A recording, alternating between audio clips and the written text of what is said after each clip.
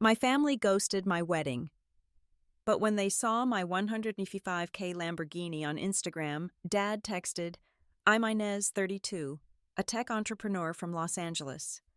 My wedding day should have been perfect, but looking at the empty chairs where my family should have been left a hole in my heart, no gorgeous venue could fill. For 3 years, silence stretched between us, until I posted that photo with my new Lamborghini. When my phone buzzed with my dad's text after all this time, my hands trembled. The family who abandoned me suddenly wanted back in my life. Was it the car, or something more? Before I share what happened, let me know where you're watching from in the comments.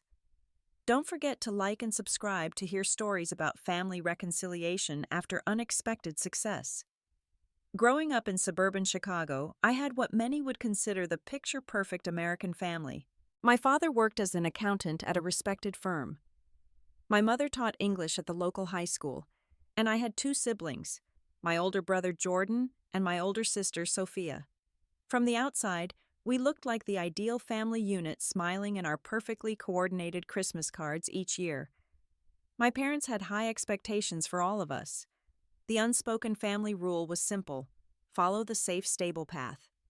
Get good grades, attend a prestigious university, choose a respectable profession, preferably medicine, and settle down with a suitable partner.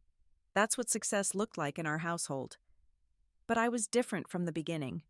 While my siblings seemed content following our parents' carefully mapped route, I always felt like a dandelion seed fighting to float away on its own journey.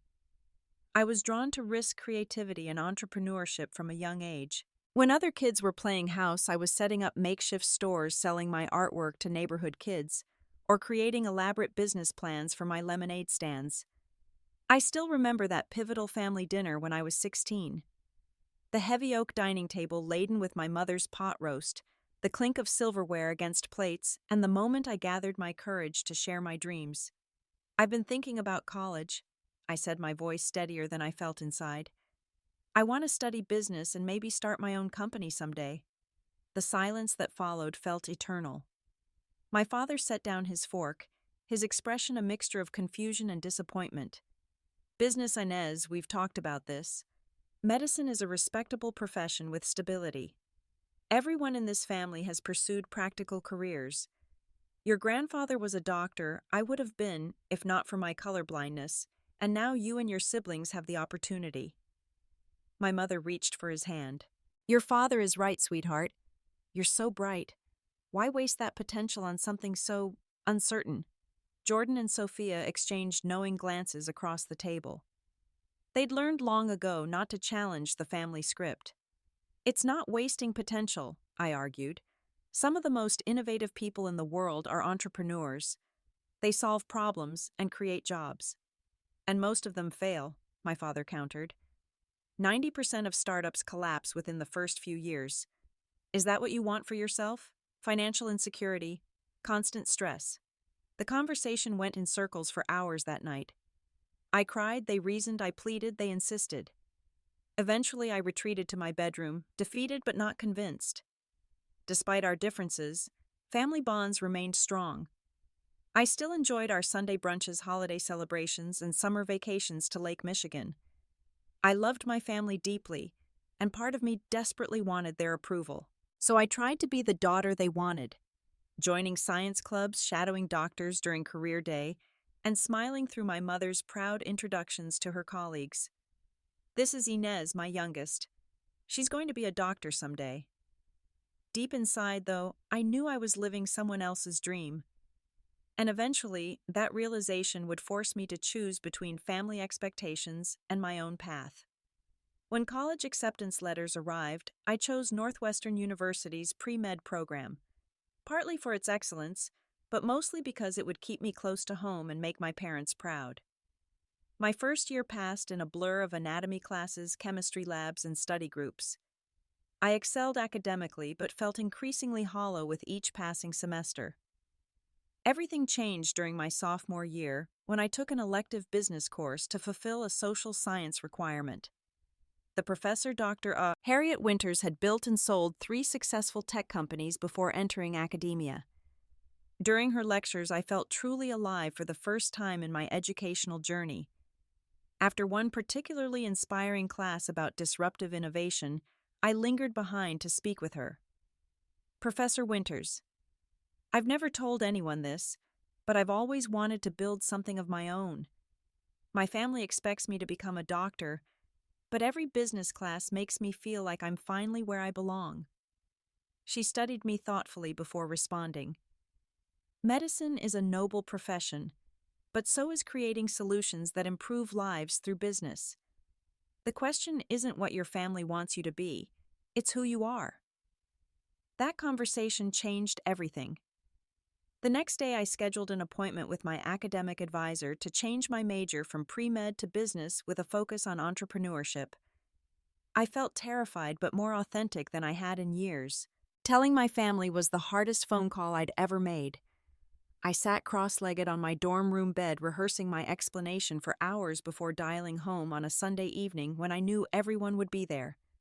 "Mom, Dad, I need to tell you something important," I began, my voice shaking slightly. "I've changed my major. I'm now studying business entrepreneurship." The silence on the other end stretched for what felt like minutes. "You did what?" My father's voice was dangerously quiet. "I changed my major. I've been thinking about this for months. This is what I'm passionate about, what I'm good at." Without discussing it with us first, my mother interjected, her voice strained. "I knew what you'd say," I admitted. What followed was the worst argument of my life. My father's voice escalated until he was nearly shouting, something he rarely did. "If you insist on throwing away your future on this pipe dream, you'll do it without our financial support. Do you understand what you're giving up? The stability, the respect for what? To peddle products like some salesperson. Dad, business isn't just—" "I don't want to hear it, Inez. You've made your choice against everything we've tried to teach you." I heard my mother crying in the background. Then my sister grabbed the phone. "Inez, how could you do this to them after everything they've sacrificed to give you opportunities? Do you know how selfish you sound right now?" My brother was the only one who didn't lash out. When he finally came on the line, he simply said, "I hope you know what you're doing," before hanging up. True to his word, my father stopped paying my tuition that semester. I scrambled to secure loans and scholarships working 3 part-time jobs: barista in the morning, campus bookstore in the afternoon, and online customer service at night. I slept 4 hours a day, lived on ramen noodles, and wore the same 3 outfits in rotation. Graduation day arrived after 2 years of financial struggle and academic persistence. As I sat among my fellow graduates in my cap and gown, I scanned the audience repeatedly, hoping against hope to see my family's faces. They never came. The empty chairs I'd saved with hopeful little reserved signs remained vacant throughout the ceremony. When my name was called, the only cheers came from my roommate and a couple of classmates. That night, alone in my apartment, surrounded by graduation gifts from friends, but none from family, I cried until I had no tears left. The achievement felt hollow without the people I loved to share it. But I was determined to prove them wrong, to show them that my path, though different, could lead to success and fulfillment. After graduation, I moved to Los Angeles with nothing but 2 suitcases and a business plan. Using the skills I'd learned in college, I launched a small tech startup focused on developing software to help small businesses streamline their operations. The early years were tough, working from a tiny studio apartment, pitching to skeptical investors, and facing rejection after rejection. Everything changed at a startup networking event in Santa Monica. I was presenting my company's prototype to a small group when a tall man with thoughtful eyes asked the most insightful questions about our scalability model. That man was Kyle, a 32-year-old software engineer who had recently left a prestigious position at a major tech company to pursue more meaningful projects. Our professional connection quickly evolved into friendship and then romance. Kyle understood my passion because he shared it. He came from wealthy parents. His father owned a successful construction company in Seattle, but had chosen to build his own path rather than join the family business. Unlike my family, his parents had supported his independence. something I found both beautiful and painful to witness. 6 months into our relationship, as Christmas approached, I felt a powerful longing to reconnect with my family. Despite everything, I missed our holiday traditions. My mother's cinnamon rolls on Christmas morning, my father's meticulous arrangement of presents under the tree, my siblings' competitive gift-giving. "I think we should visit them," Kyle suggested one evening as we decorated our small Christmas tree. "You talk about them all the time, Inez. It's clear you still love them." "They made their feelings pretty clear when they skipped my graduation," I said, hanging a delicate glass ornament. "People change. Maybe seeing your success will help them understand your choices."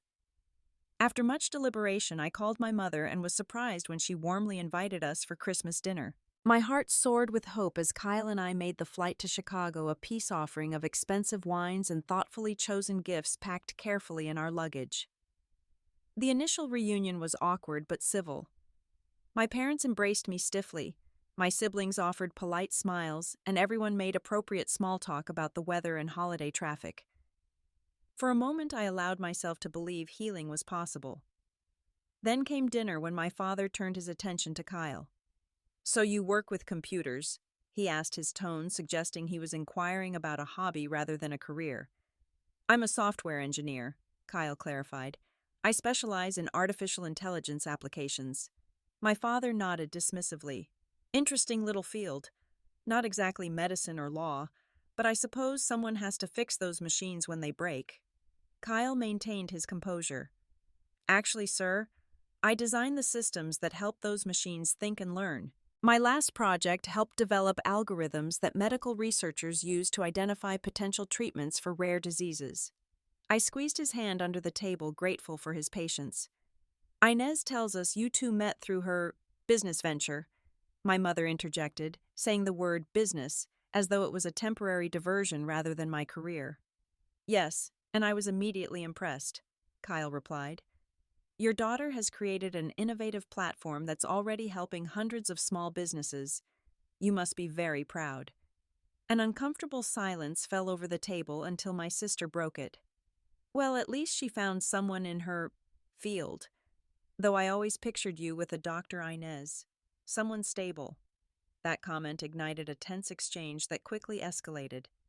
My father called Kyle "just another computer repairman."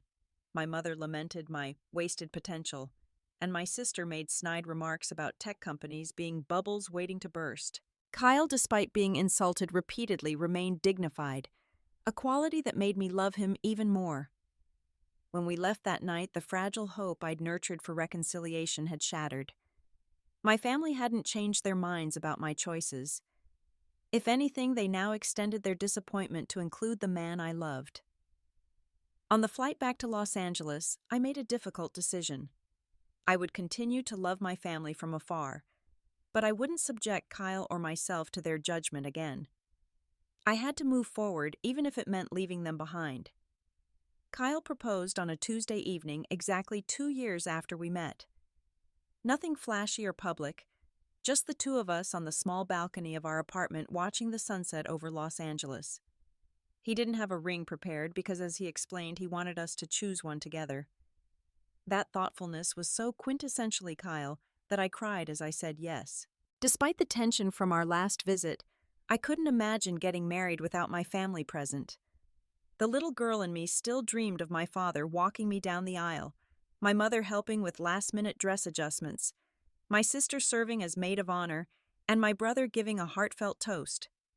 So I called my mother, first voice trembling with nervous excitement. "Mom, I have news. Kyle and I are engaged." A beat of silence, then, "Oh, Inez, are you sure about this? You've only known him 2 years, and he's not exactly the type of man we imagined for you." The disappointment stung, but I pressed on. "I'm absolutely sure. He's brilliant, kind, and supports my dreams. The wedding will be next June. I really hope you'll all be there." "June is quite soon for planning a proper wedding," she hedged. "It's 8 months away, Mom. Please, this is important to me." "We'll see, dear. Your father and I need to check our schedules." Despite this lukewarm response, I proceeded with wedding plans, sending formal invitations to my family members 3 months in advance.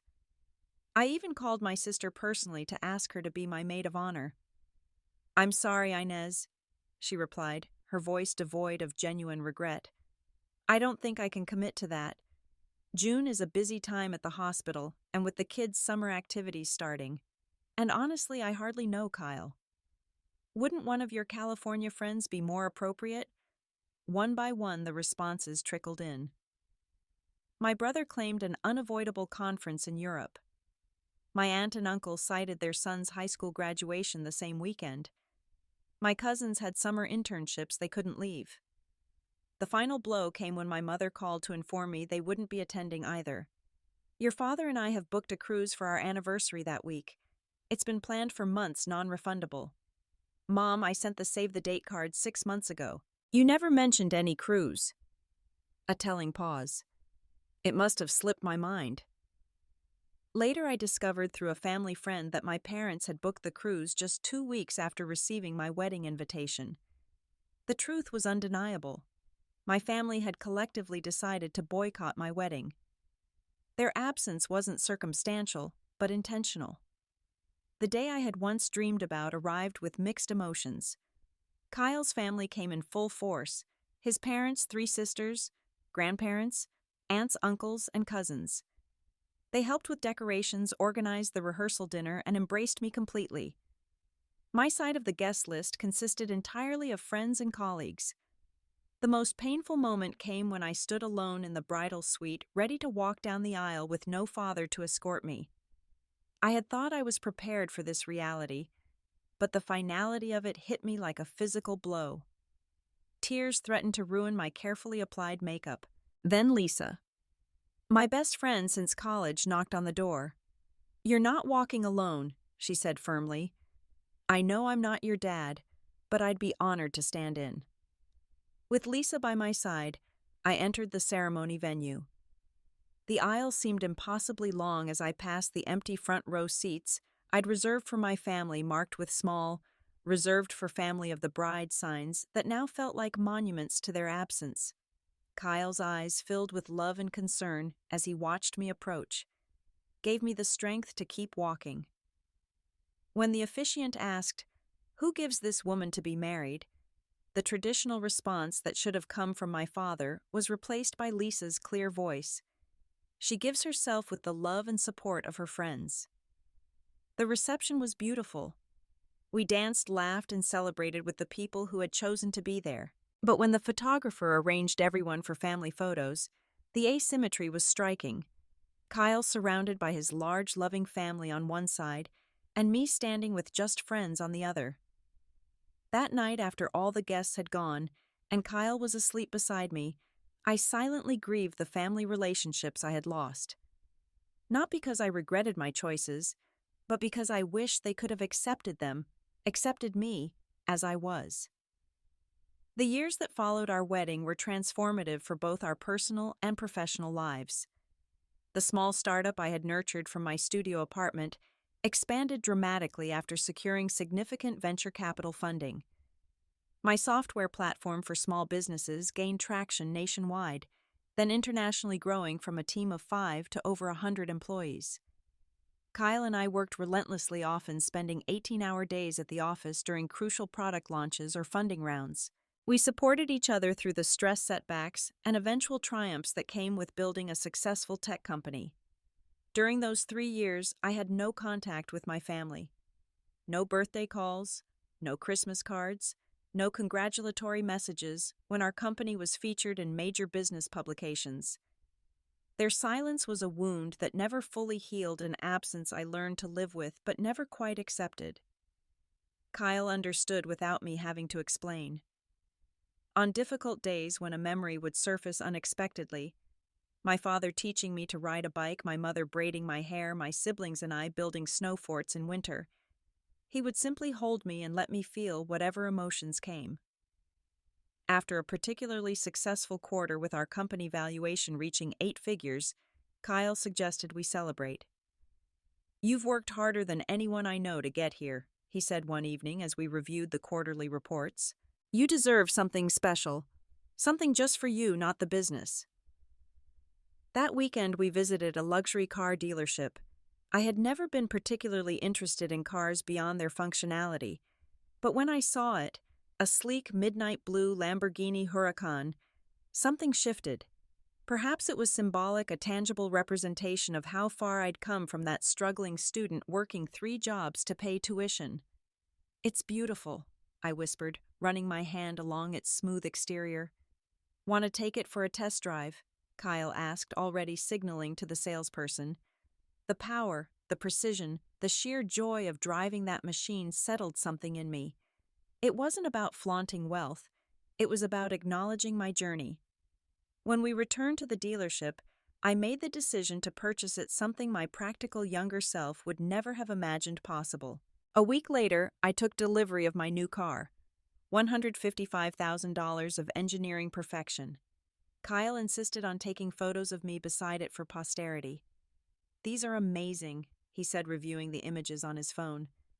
"You should post one on Instagram. Your followers would love to see this milestone." Without overthinking it, I selected my favorite photo, me leaning against the car, sunset creating a golden glow around both of us, and posted it with a simple caption, "Dreams change. Some become doctors. I built a company instead. No regrets. Entrepreneur life." I thought nothing of it until later that evening when my phone buzzed with a notification. A text message from a number I still knew by heart, despite 3 years of silence, my father's. "Congratulations on your success. The car is impressive, but not nearly as impressive as what you've built professionally. I owe you an apology and much more. Dad." I stared at the message until the screen went dark, then read it again and again.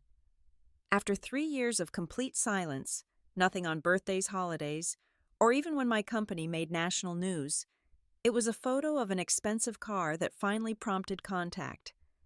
I showed Kyle the message, my emotions a tangled mess of hope, anger, vindication, and suspicion. "What do you think this means?" I asked him. "I think," he said carefully, "that sometimes people need visible proof before they can admit they were wrong. The car isn't what impressed him. It's what the car represents. Your success on your own terms. Or maybe they're having money problems and saw dollar signs when they saw my post." I countered, years of hurt making me cynical. "There's only one way to find out," Kyle replied. "You could talk to them." I stayed up most of the night deliberating, rereading old text exchanges from before the estrangement, looking at family photos from happier times. By morning, I had made my decision.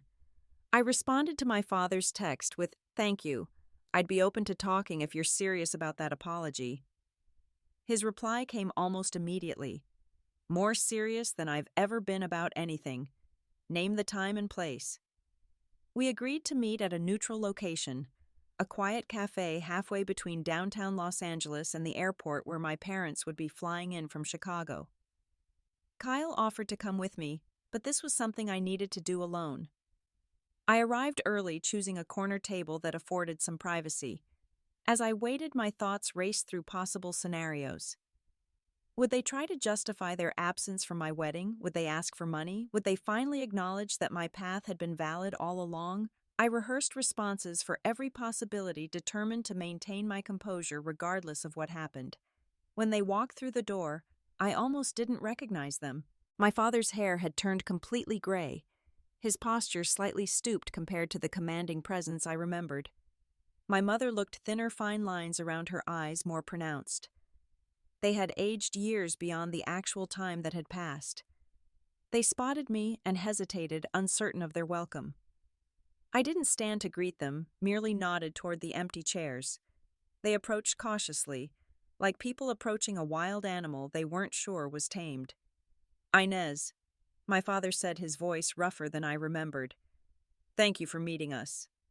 "You look well," my mother added, her eyes taking in my tailored blazer, the subtle makeup, the confidence I now wore as naturally as breathing. 3 years, I said quietly. 3 years without a word from either of you. And now you're here because you saw my car on Instagram. I'd like to understand why." My father's hands trembled slightly as he placed them on the table. "I deserve that. We deserve that. The car post wasn't why we're here. It was just the final push I needed to swallow my pride." I've been following your company's progress for years, reading every article, watching from afar as you achieved everything you said you would. Then why not reach out sooner? I demanded, keeping my voice level despite the emotions churning inside. Because, he said, his voice breaking.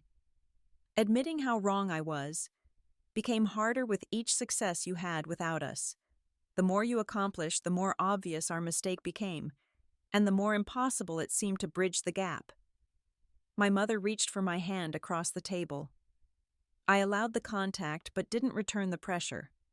Missing your wedding was the worst mistake of my life, she said, tears gathering in her eyes. I knew it was wrong when we booked that cruise. I told your father we should cancel, but by then everyone had already declined, and pride, terrible pride, kept us from admitting we were wrong. Do you know what it was like? I asked, my voice finally betraying emotion. To stand in that bridal suite alone, to walk myself down that aisle past empty seats marked for family, to take every family photo with just me on one side and Kyle's entire extended family on the other. They both lowered their heads, my father wiping at his eyes. We can never undo that, he admitted. We failed you completely as parents. The truth is, I was raised believing there was only one definition of success, one right path. When you chose differently, I couldn't see beyond my own narrow vision to recognize your courage and vision. There was more to the conversation, my father revealing that the accounting firm where he'd worked for 30 years had downsized, forcing him into early retirement. My mother had taken on extra teaching assignments to compensate for the reduced income.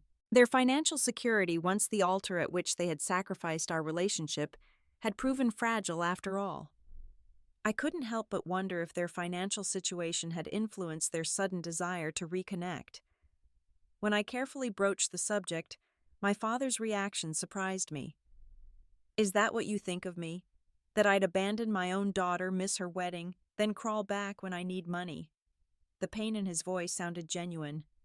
Inez, if that's who you think I am, then I've failed even more completely than I realized.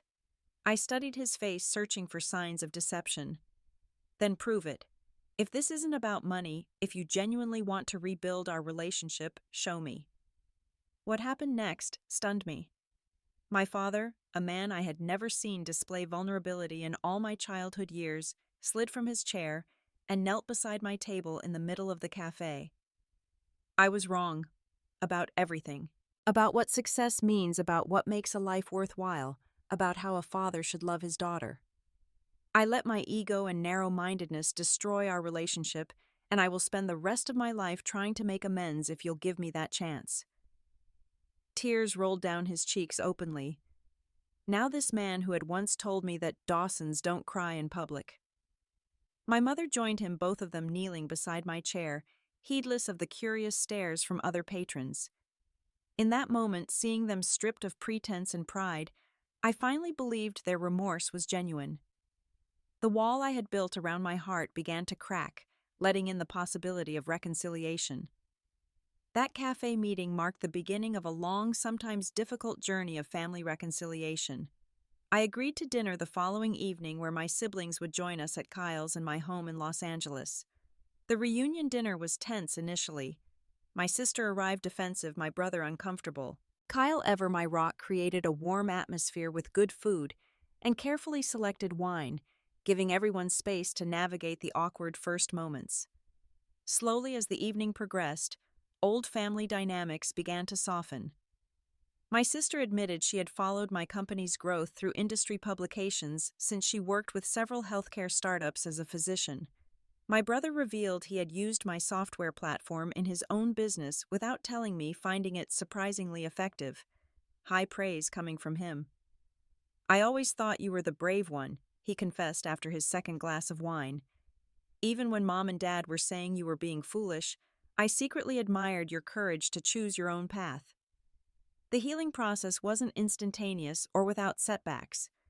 Trust once broken requires time and consistent effort to rebuild. I established clear boundaries.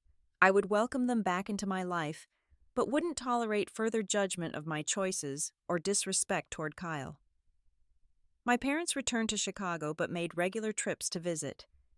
When my father asked for financial help to avoid selling their family home after his pension reduction, I agreed, not out of obligation, but compassion. However, I structured it as an investment rather than a gift, maintaining the self-respect we all needed to move forward. Kyle, who had every reason to resent my family, demonstrated remarkable grace. He built a genuine friendship with my father based on their shared interest in classic cars. He helped my mother set up a website for her retirement tutoring business. He engaged my siblings with genuine interest in their lives. As weeks turned to months, our conversations became less strained. Holiday gatherings resumed now, alternating between Chicago and Los Angeles. My mother began calling weekly just to chat, something she had never done even before our estrangement. My father sent thoughtful articles about tech innovations, his way of showing he now respected my industry. The most profound healing came from an unexpected source, the news that Kyle and I were expecting our first child. When we announced it during a family visit 6 months after our reconciliation, my mother wept with joy, and my father embraced Kyle as a son. I won't miss another important moment. My father promised, his hand gently resting on my still flat stomach. I'll be the grandfather who shows up, who supports, who never judges. Looking back on our journey, I realized that true success isn't measured by cars, houses, or company valuations. It's not even measured by family harmony or approval. True success comes from living authentically and having the courage to create your own definition of fulfillment. I needed to lose my family temporarily to find myself completely. And ironically, it was only when I fully accepted their absence that the door opened for their return, not on their terms, but on terms of mutual respect and acceptance. Today, as Kyle and I prepare the nursery for our daughter's arrival, I reflect on the legacy I want to create. I want her to know that her worth isn't determined by following someone else's blueprint. That failure and rejection can be painful, but aren't fatal. That sometimes the hardest paths lead to the most beautiful destinations. And most importantly, that forgiveness, both giving and receiving it, is perhaps the greatest success of all. Sometimes life gives us the chance to rewrite stories we thought were finished. The important thing isn't who was right or wrong, but whether we have the courage to begin again. What do you think about forgiveness and second chances? Have you ever had to choose between family expectations and your own dreams? Share your experiences in the comments below. And if this story resonated with you, please like, subscribe, and share it with someone who might need to hear it. Remember that your path is your own, and you have the right to walk it proudly. Thank you for listening, and I hope this story brings healing to anyone struggling with family relationships.